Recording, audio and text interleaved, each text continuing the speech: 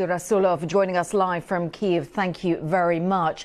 Let's discuss this further with the Estonian Foreign Minister, Margus, Tsahkna, who joins us from Tallinn. And Margus, you actually posted that for a just and lasting peace, the aggressor must continue to feel pressure while the victim must feel the unwavering support of its partners. This peace plan, as and when we do get those details of it, do you feel that this is giving Ukraine support? Important is indeed that Ukrainian US representatives said after a meeting that the goal is lasting and just peace. So it means a lot for Ukraine, but we don't know yet the details, and these negotiations are going further. But very important is that we must understand Russia has not changed any codes. They are waging more war and pressure on Ukraine. And if we see these 28 points, what was proposed, actually, these points are not putting any restrictions to Russia, but the other way around. They're putting restrictions for Ukraine about sovereignty, about security guarantees, about the decisions for the future as well, about territories, as well the size of the troops, which actually existential for sovereign country to protect against the aggressive Russia, and as well the future in the meaning of NATO membership of the European Union. So we must understand that we actually must put more pressure on Russia, and Europe must do it and will do it with this 20 sanction package.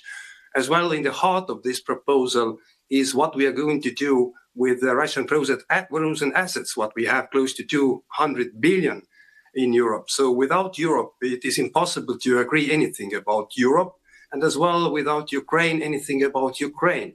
So we must be clear that the only way out is to push Russia and put more pressure on that, and also stand for Ukraine and together with them. Your Swedish counterpart this morning, the Foreign Minister of Sweden, has said that Sweden will not recognise Russia's illegal annexation of Crimea or any other part of Ukraine's territory. Will Estonia potentially recognise the annexation of Crimea in order to bring about some form of peace settlement? Because that's very much critical to President Putin. We will never recognize the occupation, which is based on the using a military force. So there cannot be recognition from Estonian side about changing territories with military force.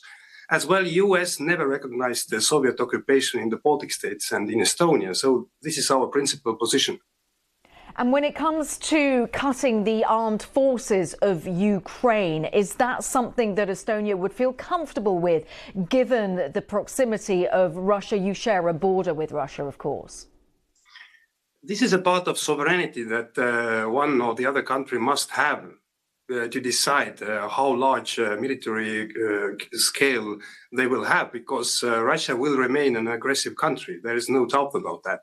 And as well, if we are talking about the security guarantees, these security guarantees must follow the Article 5 principle as well.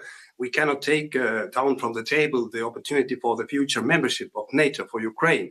So, of course, we not see it as a security for Ukraine, but this is our regional and also European security. So there cannot be any kind of deals without Europe and Ukraine about us. It's very clear. And Putin cannot dictate what NATO must or should do in the future, or what Europe must do or not to do. So this is very clear that we have leverages on that, and we will stand for this. Okay, Margus, Tsahkna joining us live from Tallinn, Estonia.